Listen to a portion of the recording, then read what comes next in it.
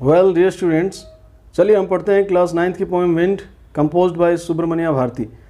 Originally the poem was composed in Tamil by Subramania Bharati. Later it was translated into English by A.K. Ramanujan.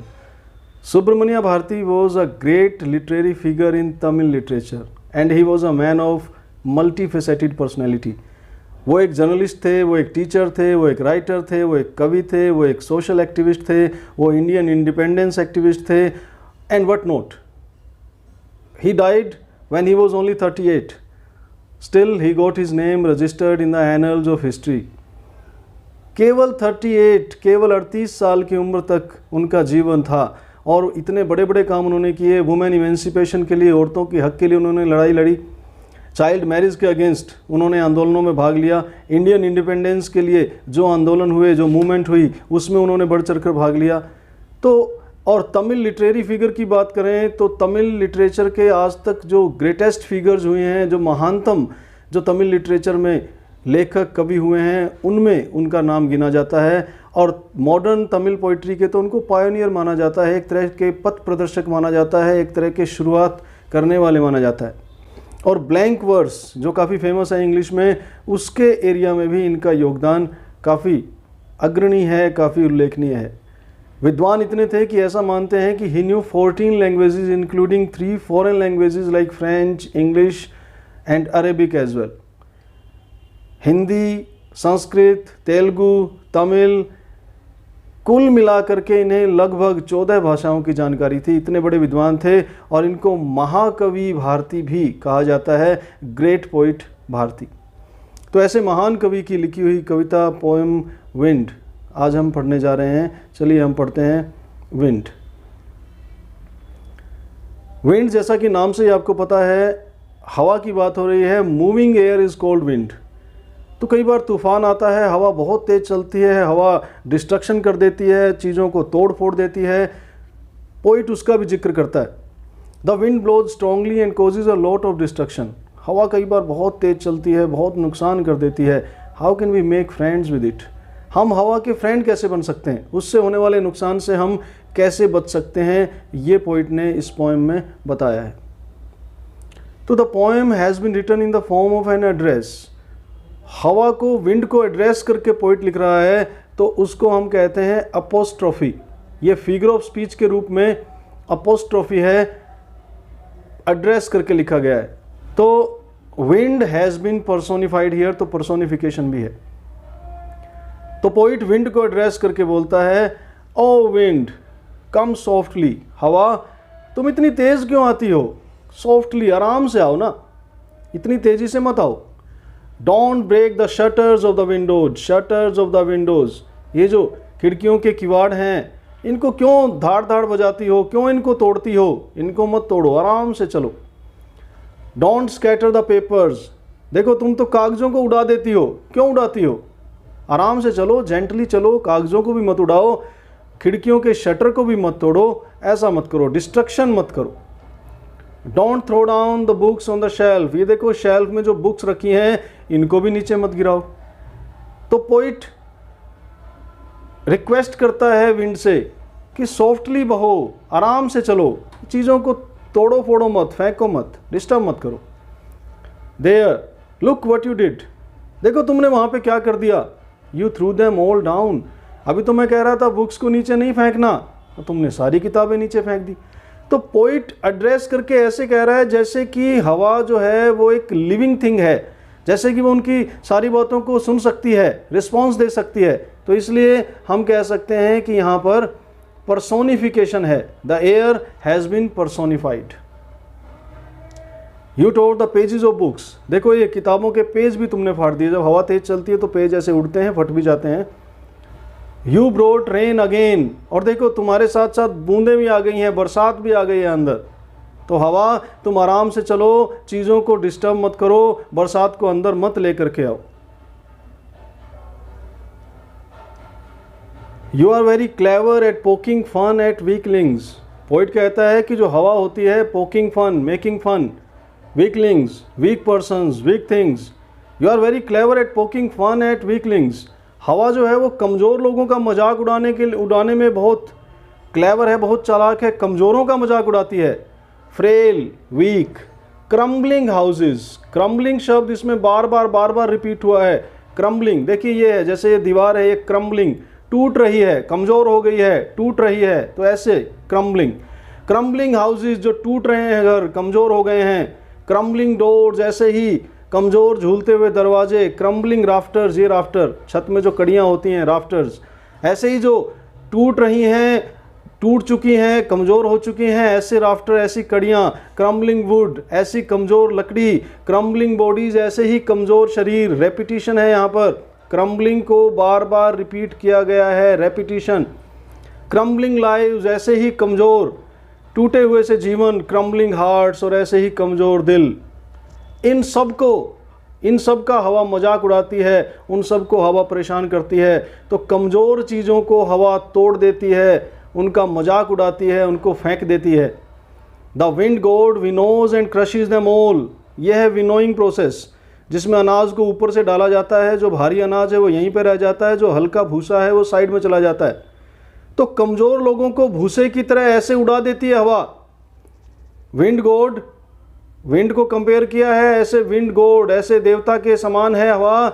जो ताकतवर लोग तो यहीं रह जाते हैं, लेकिन कमज़ोरों को वो उड़ा देती है, उनका मजाक उड़ाती है, क्रश कर देती है, कुचल देती है कमज़ोर लोगों को। He won't do what you tell him, he air के लिए, विंड के लिए यूज हुआ है ही।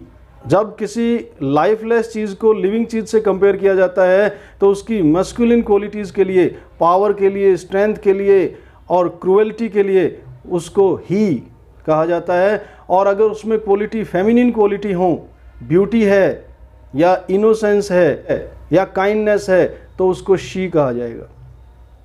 तो विंड के लिए he won't do what you tell him, हवा वो नहीं करेगी जो तुम कहोगे, वो ऐसे ही कमज़ोरों को कुचल देगी, तुम्हारी बात को नहीं मानेगी वो। Won't, will not, he won't do what you tell him, he will not do what you tell him, जो तुम कहोगे हवा उस बात को ऐसे नहीं मानेगी, तुम्हारी बात को नहीं मानेगी वो। So come let's build strong homes, तो अब पोइट हमें एडवाइस देता है, सलाह देता है कि हवा हमारी बात माने, उसके लिए हम क्या करें। हवा हमारी फ्रेंड बन जाए, उसके लिए हम क्या करें। अगर हम कमज़ोर रहेंगे, अगर हम वीक रहेंगे, तो हवा हमें कुचल देगी। हवा कमज़ोर चीज़ों को नुकसान पहुंचाती है। So come let's build strong homes, आओ हम मजबूत घर बनाएं। अगर हमारा घर मजबूत है तो हवा उसका कुछ नहीं बिगाड़ सकती। Let's join the doors firmly, दरवाजे मजबूत बनाएं। Practice to firm the body, अपने शरीर को मजबूत बनाएं। Make the heart steadfast, और हमारा जो वेवरिंग हार्ट है, जो कमज़ोर हार्ट है, उसको मजबूत बनाएं। डू दिस, ये सारे काम आप कर लो। घर को मजबूत बना लो, शरीर को मजबूत बना लो, हार्ट को मजबूत बना लो, मेंटली, फिजिकली, साइकोलॉजिकली स्ट्रांग हो जाओ। डू दिस, ये सब काम करो, और तब देखना the wind will be friends with us, हवा हमारी फ्रेंड बन जाएगी। The wind blows out weak fires, कमज़ोर आग को हवा बुझा देती है। अगर मोमबत्ती जलाई हुई है, फूंक हम मारेंगे तो वो बुझ जाएगी।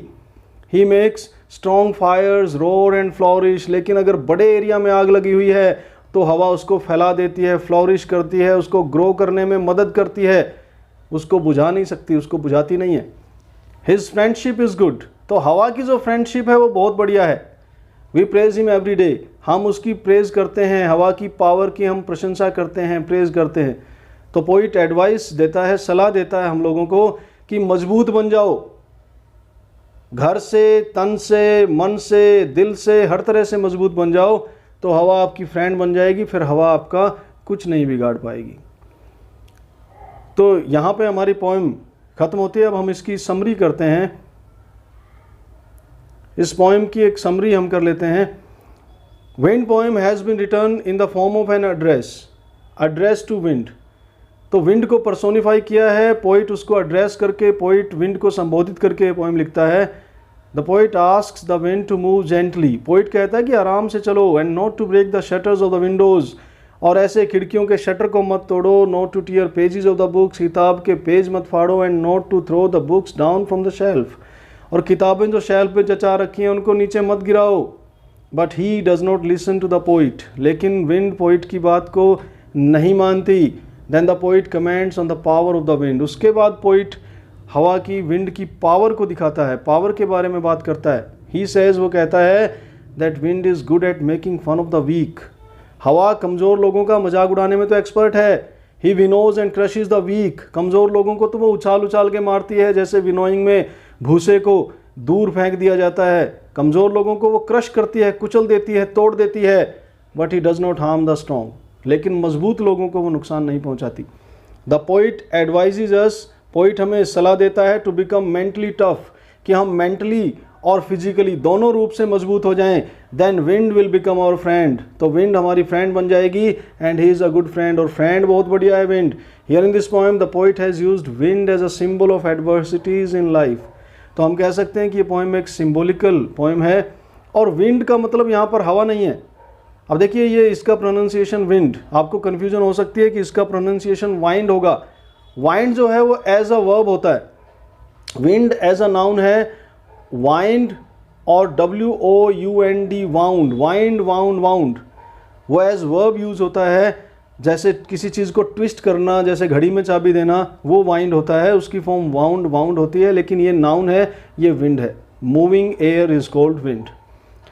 तो पोइट ने यहाँ पे विंड एक सिंबॉलिकल यूज किया है कि विंड का मतलब है जीवन में आने वाली परेशानियां, दिक्कतें, मुसीबतें। While the weak get broken when they have to face any difficulty or adversity, जब कमज़ोर आदमी के सामने कोई मुसीबत आती है तो वो टूट जाता है, वो झुक जाता है, वो उसका सामना हिम्मत से नहीं कर पाता।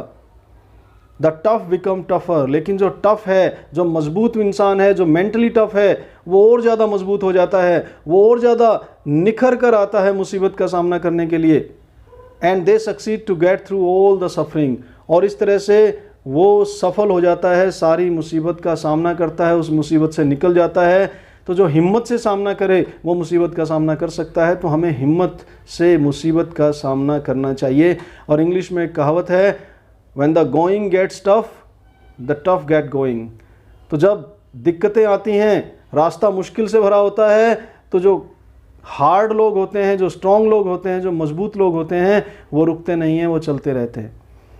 तो उम्मीद है कि आपको पोएम समझ में आई होगी, उसकी समरी भी समझ में आई होगी। अगर अब तक आपने चैनल को सब्सक्राइब नहीं किया तो चैनल को सब्सक्राइब ज़रूर करें, लाइक करें, कमेंट करें, शेयर करें उन स्टूडेंट्स के साथ जिनके कि ये काम का हो सकता है। Thanks for watching.